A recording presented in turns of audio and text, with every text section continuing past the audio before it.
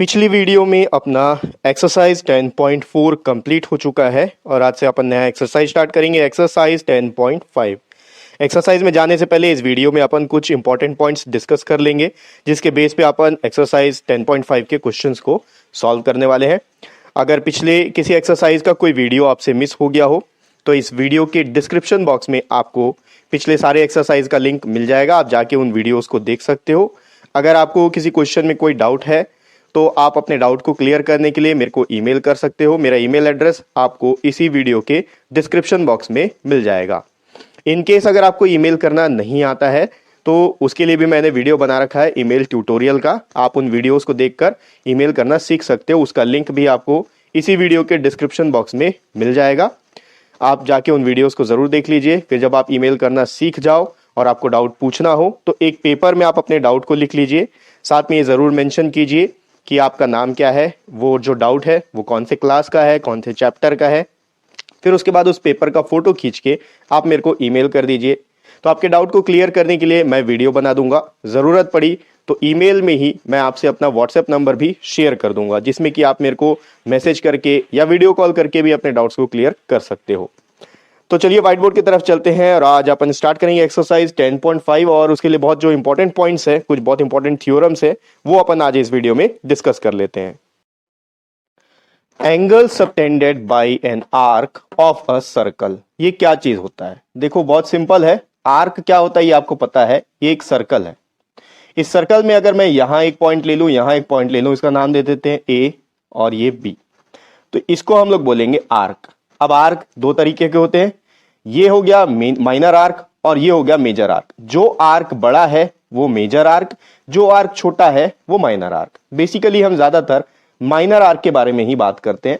तो यहां पर क्या बोल रहा है, एक एंगल, एक ऐसे एंगल के बारे में बात हो रहा है जो कि आर्क से सबटेंड हो रहा है। सबटेंड का मतलब मैं आपको पहले भी बता चुका हूं, छोटा होना, ठीक है। तो अब जैसे कि ये आर्क है, इस आर्क का छोटा रूप क्या होगा, जब ये इस तरह से कॉइंसाइड होते जाएगा, होते होते होते एक ऐसा पॉइंट आएगा जहां ये दोनों पॉइंट आके कोइंसाइड हो जाएगा, वहां एक एंगल फॉर्म होगा। सपोज अब मान लेते हैं एक सेंटर में एक एंगल फॉर्म हो रहा है, ये यहां पे ऐसा गया, ये यहां पे ऐसा गया, ठीक। तो ये जो एंगल फॉर्म हो रहा है, इस एंगल को हम लोग बोलेंगे angle subtended by arc A B, ठीक है। अच्छा, अब ये जो एंगल है, यहां पर भी एक एंगल फॉर्म हो रहा है और वो भी एक आर्क से फॉर्म हो रहा है, तो इस एंगल को हम लोग रिफ्लेक्स एंगल बोलते हैं, ठीक है। जो मेजर आर्क में फॉर्म हो रहा है उसको हम लोग रिफ्लेक्स एंगल बोलते हैं, क्योंकि 180 डिग्री से ज्यादा होता है। और यहां पर ये जो माइनर आर्क है ये होता है इसको भी हम लोग वही बोलते हैं, एंगल सबटेंडेड बाय आर्क, ठीक है। अब आपके पास एक ऐसा कंडीशन भी आ सकता है जब सेमी सर्कल पार्ट से आपको एक एंगल मिल जाए। सपोज यहां पर सेंटर है और ये एक डायमीटर है। अब ये भी एक आर्क है और ये भी एक आर्क है, लेकिन ये सेमी सर्कल है और ये भी सेमी सर्कल है, ठीक है। इस कंडीशन, इसके बारे में भी हम लोग बात करेंगे, लेकिन आगे वीडियो में मैं आपको बताऊंगा कि इसका जो एंगल फॉर्म होता है वो कितने डिग्री का होता है, ठीक है। तो इसको मैं रब करता हूं और इससे रिलेटेड कुछ इंपॉर्टेंट थ्योरम्स है वो अपन डिस्कस कर लेते हैं। थ्योरम 10.8 ये बोलता है the angle subtended by an arc at the center is double the angle subtended by it at any point on the remaining part of the circle। Diagram बना के समझते हैं, अच्छे से समझ में आएगा। ये सर्कल है, ये है सर्कल का सेंटर। अब यहां मैं एक आर्क ले लेता हूं, ये है आर्क ए बी। अब इस आर्क से एक एंगल अगर सबटेंड हो सेंटर पे, ठीक है, और इसी आर्क से एक एंगल सबटेंड हो रहा है कहीं पर यहां पर, ठीक है, ये एक एंगल फॉर्म हो गया। इसको नाम, ये तो ओ रहेगा, इसको नाम दे देते हैं ए।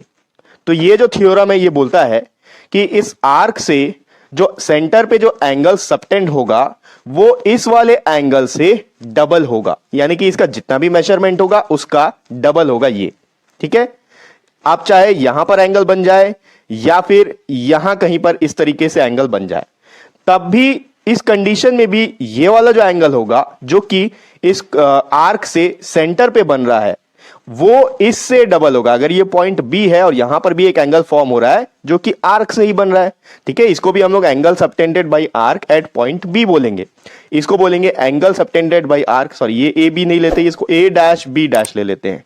Angle subtended by arc A B at point A dash, angle subtended by arc A B at point B dash, और ये है angle subtended by arc A B at centre. इस कंडीशन में क्या होगा, कहीं पे भी अगर आर्क बन रहा है, कहीं पे भी एक एंगल बन रहा है, इस पार्ट को छोड़ के, क्योंकि ये तो आर्क है, इस पार्ट को छोड़ के यहां कहीं पे भी एंगल बन रहा है, तो वो जो एंगल होगा इस एंगल का हाफ होगा, या फिर बोल सकते हैं कि सेंटर वाला जो एंगल है वो उस एंगल का डबल होगा। ठीक है, मैं इसको रब करता हूं, इसका नेक्स्ट थ्योरम देखते हैं। थ्योरम 10.9 ये बोलता है angles in the same segment of a circle are equal. किसी सर्कल में सेम सेगमेंट में अगर कुछ एंगल फॉर्म हो रहे हैं तो वो एंगल इक्वल होंगे। अब सेगमेंट क्या होता है ये भी आपको मैं बता चुका हूं। ठीक है, देखो ये जो आर्क है यहां पर एक कॉर्ड अगर आप ड्रॉ कर दो तो ये ऊपर वाला पार्ट मेजर सेगमेंट हो गया और ये जो नीचे वाला पार्ट है वो माइनर सेगमेंट हो गया। तो अब आप देखो यहां से अगर ये कॉर्ड डला हुआ है, ठीक है, तो ऊपर वाला पार्ट एक ही सेगमेंट है, मेजर सेगमेंट। अब यहां पर दो एंगल फॉर्म आपको दिख रहा होगा, एंगल ए और एंगल सी। ये एंगल ए और एंगल सी जो है वो आपस में इक्वल होगा, ये बोल रहा है ये वाला थ्योरम। ठीक है, किसी भी सेगमेंट में एक ही साइड पे, एक ही सेगमेंट पे अगर दो एंगल फॉर्म हो रहे हैं तो उन दोनों का मेजरमेंट सेम होगा। ठीक है, मैं इसको रब करता हूं, इसका आगे का पोर्शन देखते हैं।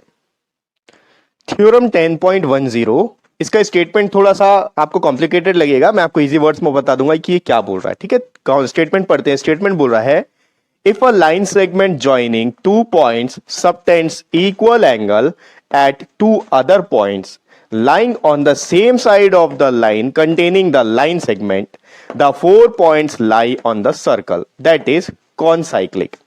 बहुत सिंपल वर्ड्स में अगर आपको बताऊं, एक सर्कल के अंदर इस आर्क से जो दो एंगल सबटेंड हो रहे हैं ये दोनों अगर आपस में इक्वल हैं तो ये जो 4 पॉइंट्स हैं ए बी सी डी, ये चारों पॉइंट्स इस सर्कल में लाई करेंगे। बस इतना ही है और इसी को कॉनसाइक्लिक बोलते हैं।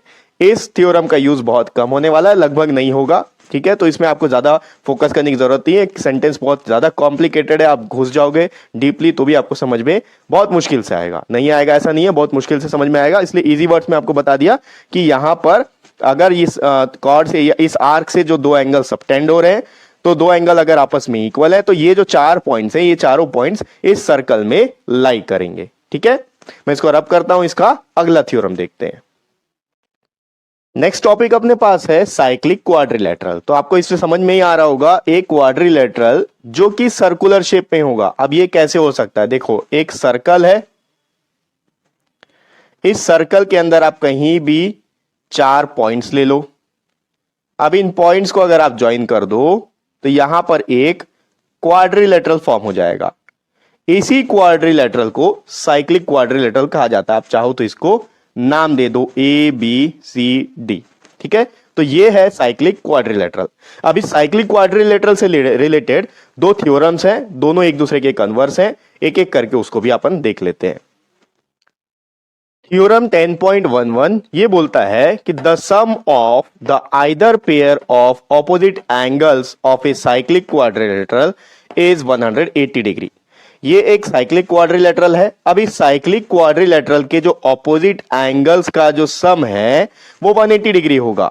यानी कि अगर आप angle A plus angle C करोगे तो ये 180 डिग्री आएगा, और अगर आप एंगल डी और एंगल बी का सम करोगे तो angle D plus angle B ये भी 180 डिग्री होगा। ठीक है, किस कंडीशन में, जब ये क्वाड्रिलेटरल एक साइक्लिक क्वाड्रिलेटरल है। अब इसी का एक कन्वर्स थ्योरम है, थ्योरम नंबर 10.12 ये बोलता है कि if sum of a pair of opposite angles of a quadrilateral is 180 degree the quadrilateral is cyclic. अगर आपके पास एक ऐसा कंडीशन है कि किसी क्वाड्रिलेटरल के अपोजिट एंगल का सम 180 डिग्री आ रहा है, ये अपोजिट एंगल का सम 180 डिग्री, ये अपोजिट एंगल का सम 180 डिग्री, तो इस कंडीशन में आप ये बोल सकते हो कि ये जो quadrilateral A B C D है ये एक साइक्लिक क्वाड्रिलेटरल है। ठीक है, तो बस इतने ही पॉइंट्स हैं, इन सारे पॉइंट्स को आपको ध्यान में रखना है।